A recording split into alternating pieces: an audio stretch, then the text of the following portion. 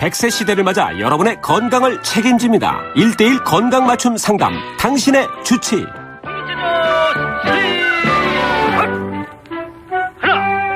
당신의 전성기 오늘 4부 당신의 주치 시작합니다. 아이고, 겨울철 되면 여러 가지 불편한 게 많죠. 날씨도 춥고 길도 미끄럽고 하는데 요즘에 특히 감기 환자 많더라고요. 저도 사실 요 며칠 우리 담당 PD가 감기가 너무 심하게 걸려서 제가 아니 젊은 사람이 왜 그래 그러면서 감기 조심해야지 그랬는데 어머 참 말이 시가 됐어요. 제가 감기 걸렸어요. 그래서 오늘 아마 함께 들으시면서 여러분 조금 거북하실지도 모르겠어요. 제가 좀 컨디션이 안 좋네요. 감기 걸리지 말아야 한다고 얘기하면서 제가 걸렸어요. 근데 감기뿐만이 아니라 겨울철에 여러 가지 질환들이 많이 발생을 하죠. 그중에 특히 날씨가 추우면 심장 질환이 참 많이 발생한다고 합니다. 그런데 그 심장 질환 가운데 특히 심장마비 무섭죠. 말만 들어도. 근데 전조 증상이 없어서 더 무섭다고 하네요. 그래서 오늘 이 시간 당신의 주치 연세대 세브란스 심장내과 정보영 교수와 함께 심장 질환에 대해서 이야기 나눠보도록 하겠습니다. 선생님 안녕하세요. 네, 안녕하세요. 네, 철 따라 뵙는 것 같아요. 네. 지난 가을에 뵙고 겨울에 네, 뵙고 네. 또 벌써부터 새봄 얘기를 또 하게 되는데 내년 봄에 또 뵙으면 예, 좋겠어요. 아유, 배웠으면. 네. 예. 네, 좋은 이야기로 자주 뵈야 되는데 아픈 이야기보다도 오늘은 뭐 함께 이 심장 관련 이야기를 나누면서 우리가 또 어떻게 또 미리 예방할 수 있나 그런 이야기도 좀 함께 네, 했으면 좋겠어요. 네, 알겠습니다. 네. 근데 심장마비, 좀 듣기만 해도 무서운데 이 환자가 겨울철에 더 많이 발생을 한다고요. 날씨 때문에 그런가요? 네, 그 심장마비 같은 경우에는 더운 시기보다도 추운 날씨에 한 30% 정도 더 많이 발생하는 것으로 이야기가 되고 있습니다. 네. 그건 이제 우리나라도 마찬가지고요.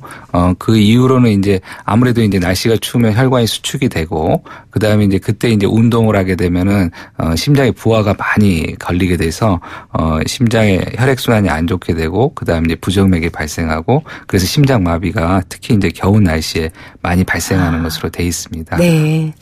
이제 심장마비 말만 들어도 무섭다고 제가 아까 말씀드렸는데 이게 또 그 더 무서운 이유 중 왜 무섭냐 하면 이 심장마비로 사망한 사람 10명 가운데 3명 정도는 뭐 다른 전조 증상 없이 그냥 네, 그렇게 맞습니다. 되는 경우가 있다 그러더라고요. 네네, 맞습니다. 그래서, 한 30%, 한 25% 정도 환자들은 전혀 증상이 없이 갑작스럽게 이제 처음 나타나는 게 심장마비가 되는 경우가 있기 때문에, 네. 정말 그게 무서운 질환입니다. 네. 특히 이제, 저희가 이제 심장마비 나는 환자분들 중에서 나이가 많으신 분들이 있고 나이가 젊은 사람들이 있는데, 네. 나이가 젊은 사람에서 발생하는 심장마비는 특히 전구 증상이 없는 경우가 많아서, 젊을수록. 네네, 맞습니다. 네. 그래서 전혀 멀쩡하고 건강한 사람이 갑자기 이제 심장마비로 사망하셨다 이제 그런 이야기를 듣게 되는다고 네. 할 수가 있습니다. 네. 근데 이 심장마비가 생기는 이유가 뭘까요? 심장마비가 생기는 이유는 여러 가지 이제 다양한 이유가 있을 수가 있습니다. 네. 하지만 이제 그 중에서 가장 흔한 이유가 심장의 혈관의 병입니다. 심장의 혈관을 이제 저희가 관상동맥이라고 하는데 그게 심장에 영양을 공급해 주는 혈관인데 그 혈관이 이제 나이가 먹게 되면 동맥경화증 때문에 좁아지게 됩니다. 네. 이 좁아진 혈관 자체가 특히 이제 겨울 같은 때는 거기에 이제 혈관이 수축이 더 올 수가 있고 날씨 때문에 또 거기에 이제 무슨 눈을 치우거나 무슨 일을 할 때는 이제 부하가 걸리기 때문에 심장마비가 더 쉽게 올 수가 있다고 할 수 있습니다. 그래서 네. 한 80%까지는 이 관상동맥 질환을 가지고 있는 환자들이 심장마비가 이제 생기는 것으로 이야기를 하고 있습니다. 네. 네. 이미 이제 그 80% 정도는 이미 관상동맥 질환을 갖고 있고. 그거하고 연관이 돼 있다고 생각을 합니다. 그래서 이제 특히 저희가 이 심장마비를 이제 예방할 수 있는 방법 자체가 적합한 그런 게 없는데. 네. 예방이 없다는 게 참 너무 아쉬워요. 맞습니다. 네. 근데 이제 그나마 이 관상동맥하고 어느 정도 연관이 돼 있기 때문에 네. 이제 그쪽에 대한 내용을 많이 부각을 시키고 있습니다. 그쪽 방면에서 또 조심을 해야 하겠죠. 네, 맞습니다. 이제 아까 말씀 중에 뭐 나이 드신 분들뿐만이 아니라 심장과 혈관에 아무런 이상이 없다가 갑자기 심정지가 되는 경우에 수가 젊을수록 전조 증상 없이 더 그렇다라고 하셨잖아요. 네네네, 맞습니다. 근데 흔히 우리가 뭐 부정맥이라는 얘기도 많이 하는데 네네. 그 부정맥과 관련이 있다고도 얘기하셨지만 유전성 부정맥 뭐 이런 거는 어떤 걸 얘기하는 건가요?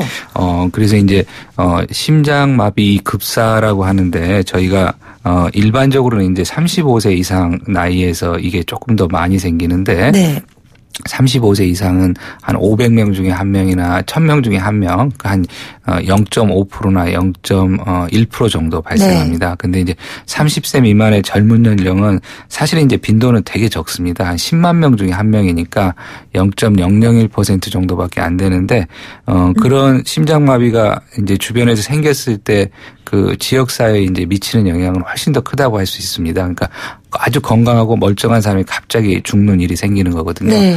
특히 이제 외국 같은 경우에는 그 운동선수들, 그러니까 학교에서 뭐 중고등학교 운동 이제 가장 잘하는 친구들이 그 학교에서도 가장 인기 쉽게 말해서 이제 짱인 거죠. 네. 그런 친구가 갑자기 이제 죽는 경우가 많다 그럽니다. 네네. 운동과 연관해서.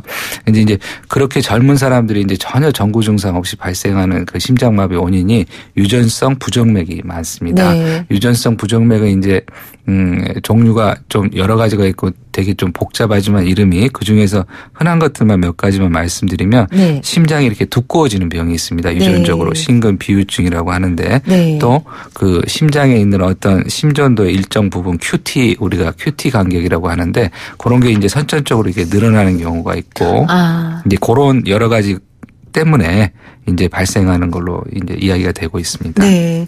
그러면 가족력을 미리 이렇게 알아놓는 게 중요하겠네요. 그게 아주 중요합니다. 왜 그러냐면 비유성 심근병증이라고 심장이 두꺼워지는 병 같은 경우에는 그런 게 이제 쭉 가족 유전을 타고 이제 내려오게 됩니다. 그래서 가족 중에 한 분이 그런 걸 가지고 계시면 다른 분들도 가지고 있을 찬스가 되게 높고 네. QT 연장 증후군 그런 것도 마찬가지고요. 그래서 그 유전적 부정맥 질환이 되게 드물지만은 상당히 가족력을 가지고 있고요. 또 하나 또 중요한 거는 똑같은 그런 심근 비유증이나 또 아니면 그 QT 연장 증후군 같은 그런 병이다 하더라도 급사가 일어나는 그런 패턴이 나오는 게 또 유전에 들어 있습니다. 네. 그래서 가족력이 되게 중요하고 또 어느 정도 심하게 그 병이 나오는지를 또 아는 것도 아주 중요합니다. 네.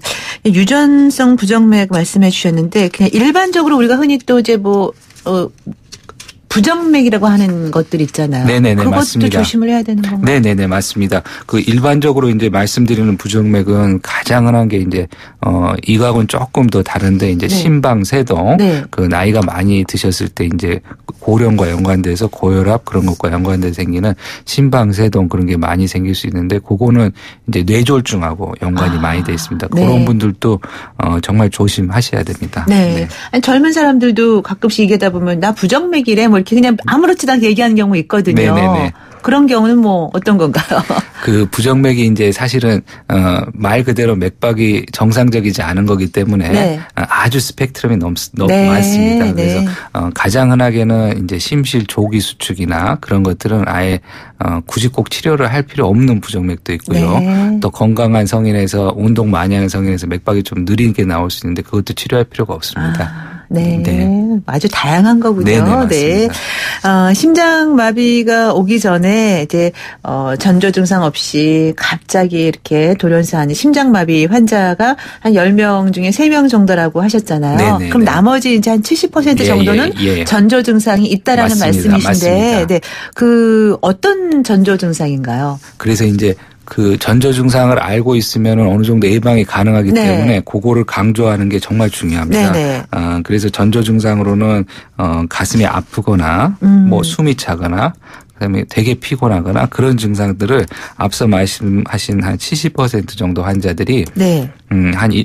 실제 이제 심장마비가 일어나기 일주일이나 한 달 전에 가지고 있는 것으로 이야기를 합니다. 일주일이나 한 달 전부터 조금씩 컨디션이 그런 게 계속 안 좋은 거죠. 네. 그런데 이제 대부분 그런 환자들이 사실은 어떤 심장병을 가지고 있었는데 몰랐을 수도 있고요.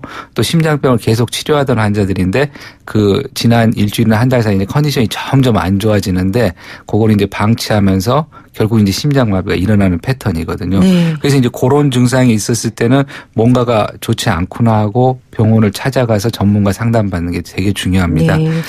뭐 가슴 통증 같은 건 가슴이 좀 이렇게 뭐 쑤신다 그러나 콕콕 찌른다 그러나 그런 증상.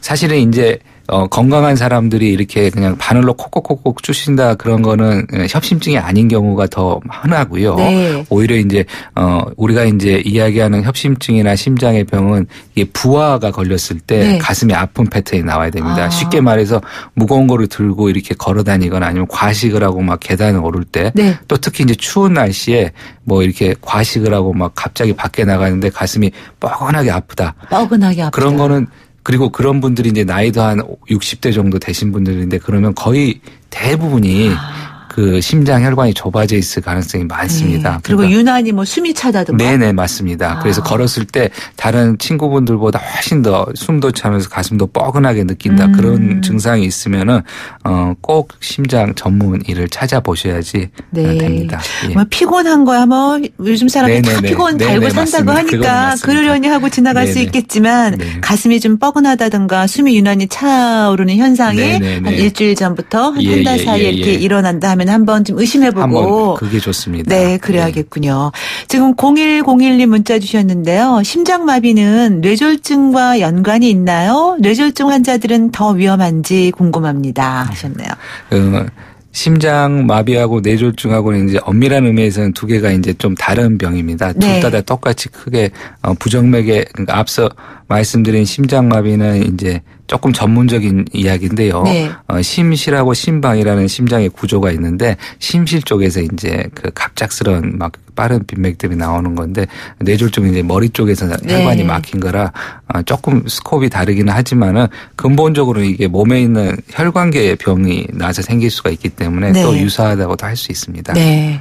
그리고 4974님 잘 때 가슴이 가끔 조이는 느낌이 듭니다. 정기적이거나 자주는 아닌데 괜찮은가요? 상황에 따라서는 다 다른데요.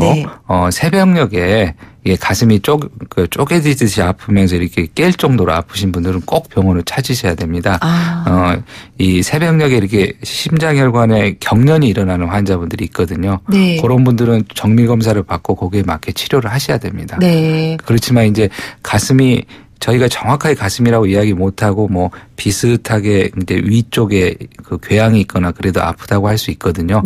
그렇지만은 이렇든 저렇든 그런 증상이 있으면은 한 번은 병원을 찾아서 정밀 검사 하시는 게 좋습니다. 한두 번 정도는 그냥 뭐 그러려니 하고 넘어가도 돼요? 가장 중요한 거는 이제 그 환자의 연령하고 위험 인자를 먼저 보는 게 좋습니다. 똑같은 증상이라 쳐도 뭐 아주 건강하고 젊은 사람한테 나왔을 때는 무시를 해도 되고요. 그렇지만 이게 예를 들어서 고혈압도 있고 당뇨도 있고 나이도 한 60대 정도 되신 분이 그런 증상이 있으면 진짜 병일 가능성이 많거든요. 그래서 그런 전반적인 상황에 맞추어서 대응하는 게 중요할 것 같습니다. 그리고 이제 우리가 심장마비 환자가 발생했을 때 보면은 요즘에는 뭐 많은 분들이 이제 빨리 신고해야 된다는 건 당연히 알고 있잖아요. 그리고 골든타임이라는 것도 알고 있는 실제로 골든타임이라는 게 어느 정도의 적정 시간을 말하는 건지 얼마 만에 병원으로 옮겨져야 되는 건지. 아주 중요한 질문 하셨고 답변까지 처음에 말씀하셨는데 심장마비가 일어나면 가장 중요한 게 이제 빨리 주변 사람을 부르고 119를 불러서 신고해서 빨리 병원에 가는 게 이제 정말 제일 중요합니다. 그리고 그 이유 자체가 골든타임이라는 개념이 있기 때문에 그렇습니다. 심근경색 같은 경우에는 심장마비의 이제 중요한 원인은 심근경색 같은 경우에는 2시간 이내에는 최소한 병원에서 모든 일이 다 이루어져야 됩니다. 병원에는 30분 이내에 도착을 해야 되고 90분 이내에는 막힌 혈관을 뚫어야 되고요. 그게 이제 골든타임의 개념이고 심장마비가 났을 때는 사실은 한 4분 정도만 심장마비가 지속이 돼도 뇌 손상이 시작이 됩니다. 그리고 10분이 지나게 4분이요? 되면 네네 맞습니다. 빨리 해야 되니까. 10분이 지나가게 되면은 이제 그 뇌 손상을 도저히 회복할 수 없는 상태라고 합니다.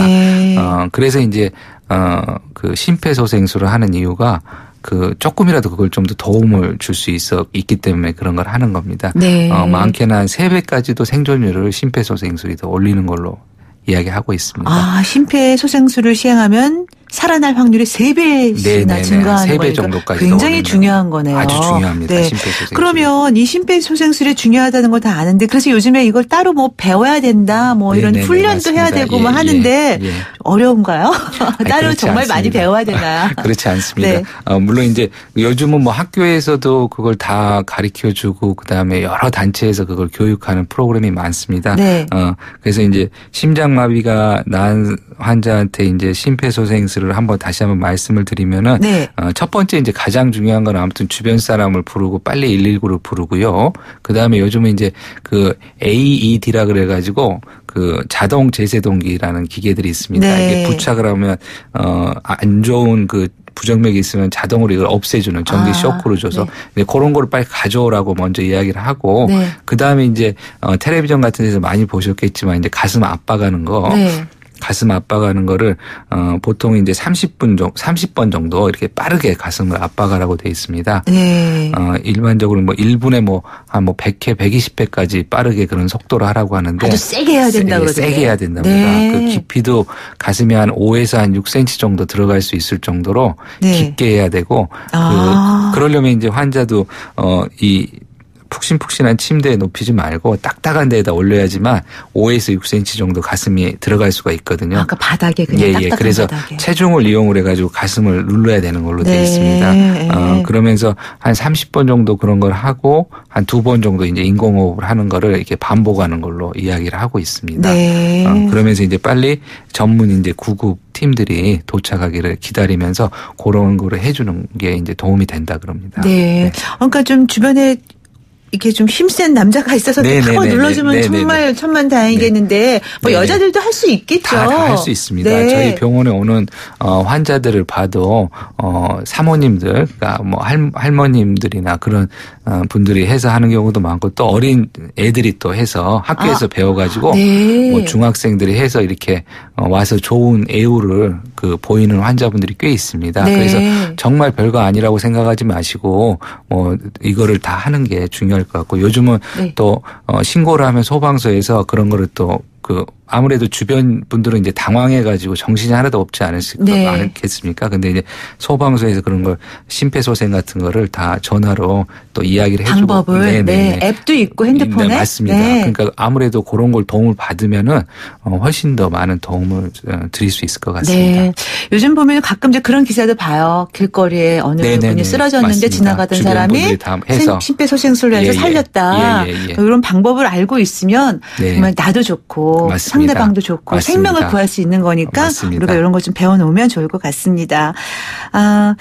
그리고 이제 아까 잠깐 말씀 중에 좀 연세 드신 분들이 과격한 운동을 해서 심장에 무리를 주는 그런 활동을 했을 때 치명적인 부정맥도 생기고 뭐 그래서 또 심장 마비가 올 수 있다고 들었잖아요. 네네네. 근데 오히려 이 추운 계절에도 춥다고 운동 게을리하면 안 돼 하고 또 맞습니다. 추운 때 꽁꽁 싸매고 나가시는 분들도 계시거든요.